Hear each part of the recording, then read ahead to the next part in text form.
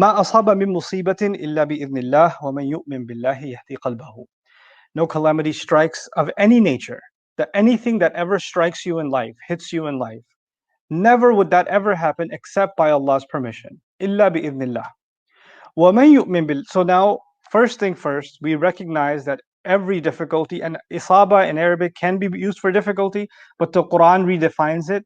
So it uses in Surah At-Tawbah the word musiba for good or bad. In other words, everything that strikes you isn't bad. Some things, good things come your way. But anything that's come your way, anything that's hit you in life, any incident you've gone through, any pain that's come your way, any pleasure that's come your way, all of it has actually come from Allah Himself. It's Allah's permission for that arrow to be released to hit you. And without that permission, it would not have happened. So it's part of Allah's plan. Ma asaba min musibatin illa bi'idhnillah. That had to happen. That was part of the plan. Now, وَمَن يُؤْمِن بِاللَّهِ, and whoever can have faith in Allah, whoever were to believe in Allah, يَهْدِي قَلْبَهُ, Allah will guide his heart. Now, there's a lot that can be said about this ayah on its own, but I'll highlight one thing of the many things we can learn from this ayah. And that is, sometimes you're hit with a situation and you don't know what to do. You're in a bind. Do I stay or do I leave? Do I say something or do I not say something? Do I come or do I go? What do I do? What action do I take? And you're caught. And Allah says something remarkable. When you're stuck in a calamity and you hold on to your iman in Allah, you decide to remember Allah at that time. You decide to have intimate conversation with Allah and Allah alone at that time. You restore your faith. So it's not, yu'min billah is not just whoever it happens to be a believer, but you don't think of belief as something you already have and now it's in your pocket and you walk around with it. Iman is something that you have to restore, you have to polish, you have to revisit, you have to bring it to life again. And so in the ayah, it's as if when you're stuck and I'm stuck in a calamity or we're hit with something new or something difficult and it's overbearing on us, then we keep thinking about fixing that problem, right?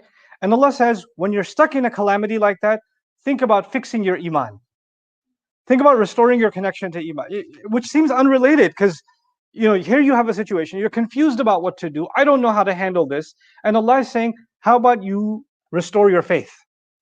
How about you turn towards me? Why? But how's that going to help you with this? Allah answers in the ayah, Yahdi qalbahu, Allah will guide his heart. Whoever restores their faith or has faith, Allah will guide their heart. And what does that mean?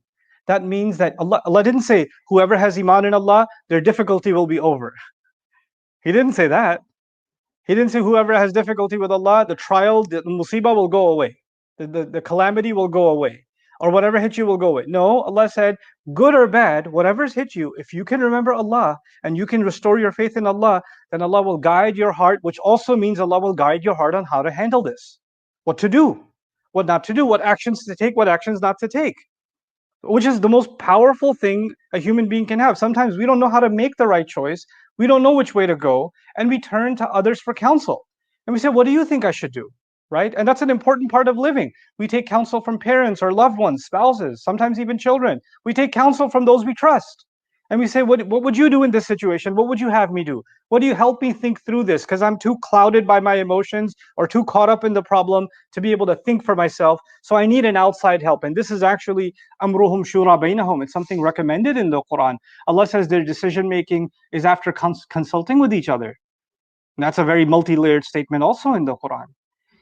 But here Allah says, but you can get people's help. You can talk to 1,000 people about whatever issue and get whatever advice.